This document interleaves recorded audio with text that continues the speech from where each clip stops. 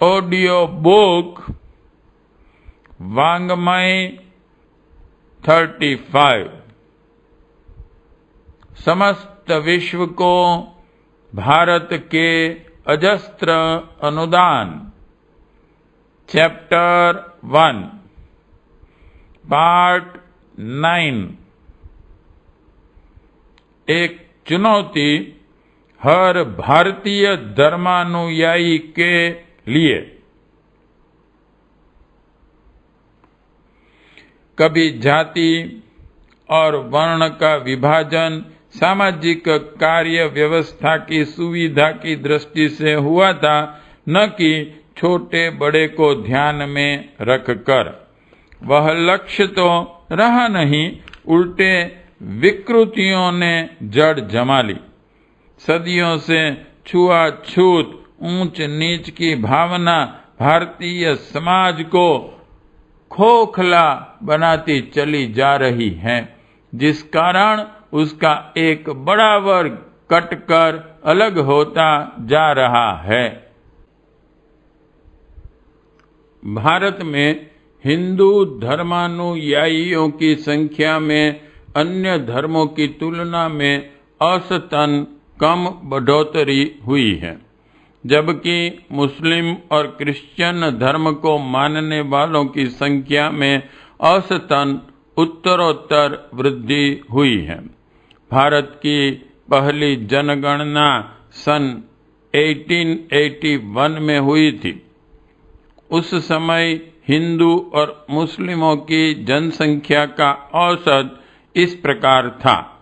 कुल जनसंख्या में 75% हिंदू थे और 20% मुसलमान, शेष बौद्ध और ईसाई धर्म को मानने वाले थे।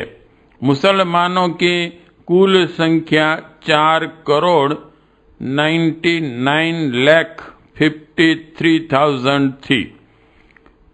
60 वर्ष बाद सन 1941 में मुसलमानों की संख्या बढ़कर 9,44,40,000 अर्थात देश की कुल जनसंख्या की लगभग 24% हो गई, जबकि हिंदुओं का औसत घटकर मात्र 69% रह गया।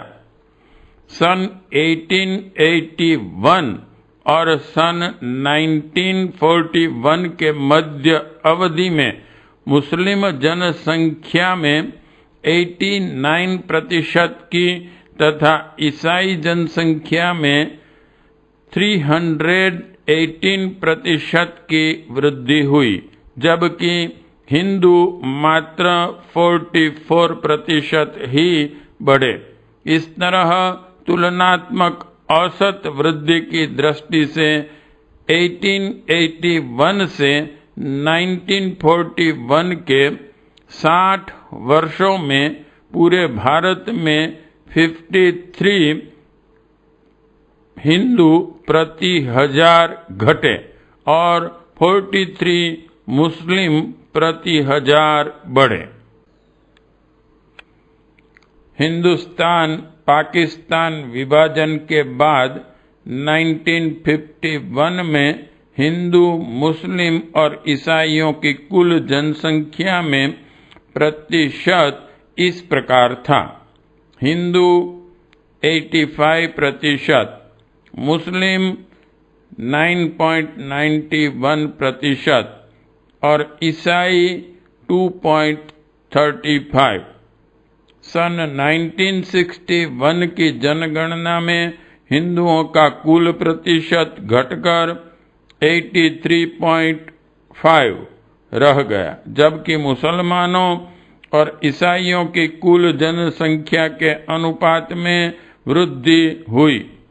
सन 1961 में मुसलमानों की जनसंख्या 10.7% तथा ईसाइयों के 2.44% थी। इस तरह 1961 में 36 करोड़ 65,01,300 के लगभग हिंदू, 4 करोड़ 69,39,746 मुसलमान तथा 1 करोड़ 7,26,400 ईसाई थे। सन 1971 में जनसंख्या वृद्धि के औसत अनुपात में हिंदुओं की संख्या और भी घटी।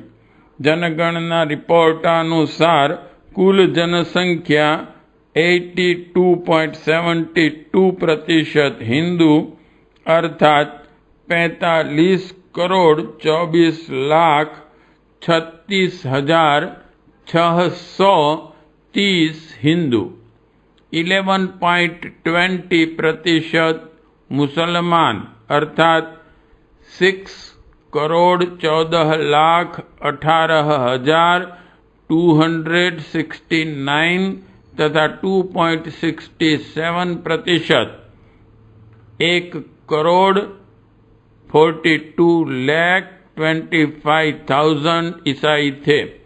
इस क्रम में अभिवृद्धि के अनुसार अनुमान है कि 1981 तक कुल 68 करोड़ जनसंख्या में हिंदू, मुसलमान और ईसाइयों का प्रतिशत इस प्रकार है: हिंदू 82%, मुस्लिम 12% और ईसाई 3%। उपरोक्त आंकड़े इस तथ्य का बोध कराते हैं कि मुस्लिम और ईसाइयों की तुलना में हिंदू धर्मावलंबियों की औसत अभिवृद्धि के अनुपात में निरंतर ह्रास हुआ है। समीक्षकों का मत है कि हिंदुओं के एक वर्ग ने हिंदू धर्म से कटकर दूसरे धर्म ग्रहण किए हैं।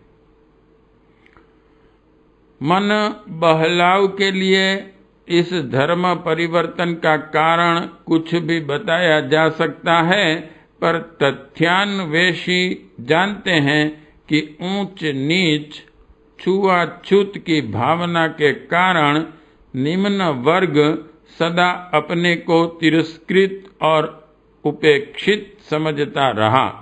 अपने ही भाइयों द्वारा विधर्मियों जैसा व्यवहार किए जाने के कारण ऐसे वर्ग के समक्ष धर्म परिवर्तन के अतिरिक्त दूसरा रास्ता नहीं बचता। दूसरे धर्म को मानने वाले इस कमजोरी का लाभ उठाते और अपनी सहिष्णुता का परिचय देकर धर्म परिवर्तन के लिए सहमत कर लेते हैं।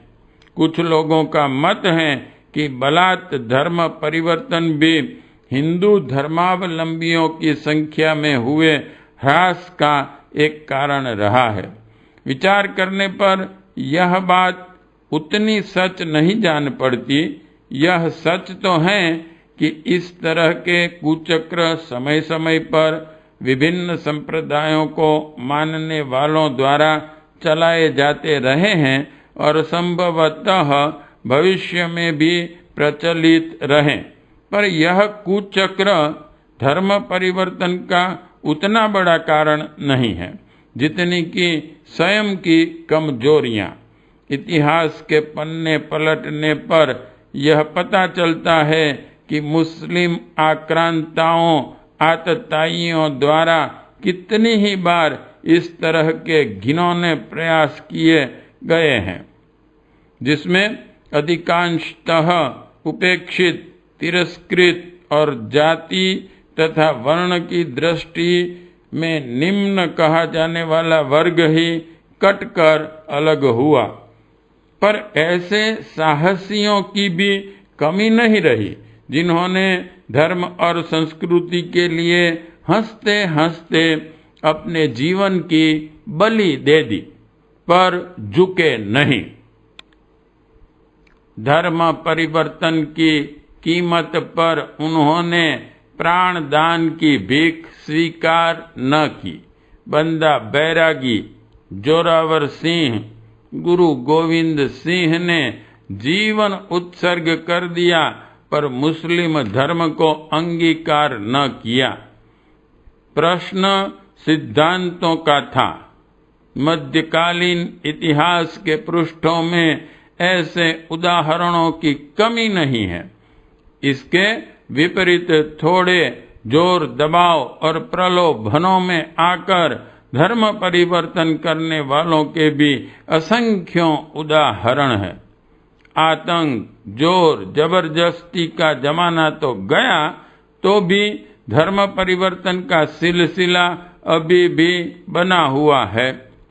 ईसाई मिशनरियां विश्व में द्रुत गति से बढ़ रही हैं। भारत में भी उनका विस्तार हुआ है।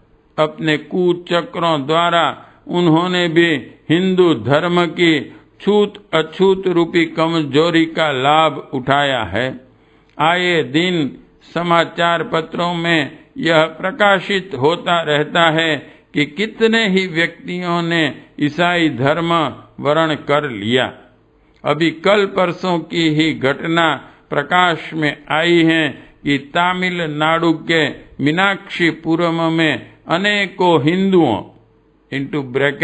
(हरिजनों) ने मुस्लिम धर्म अपना लिया।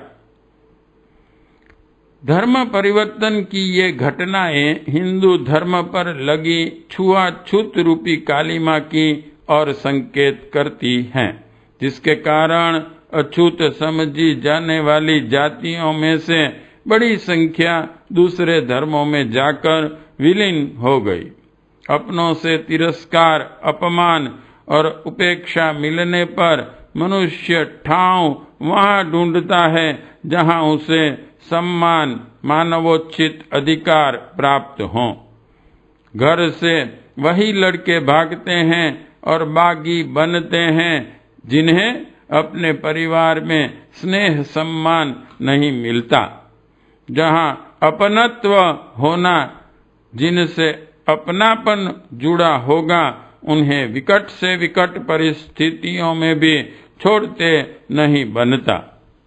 दुख कष्ट उठाकर भी मनुष्य उनसे जुड़ा रहता है। धर्म परिवर्तन का कारण वस्तुतः भेदभाव एवं ऊंच नीच की भावना ही रही है। प्रगतिशीलता के इस युग में समस्त विश्व एक मोहल्ले में सिमटता जा रहा है। धर्म और संस्कृति को कलंकित करने वाली ऊंच नीच, छुआछूत की संकीर्ण भावना अपने समाज में बनी रही तो प्रगति की दिशा में अग्रगमन कर सकना कतई संभव नहीं होगा। उल्टे भारतीय धर्मानुयायियों की संख्या में धर्म परिवर्तन जैसे कृत्यों से निरंतर ह्रास ही होगा। पार्ट 9 समाप्त।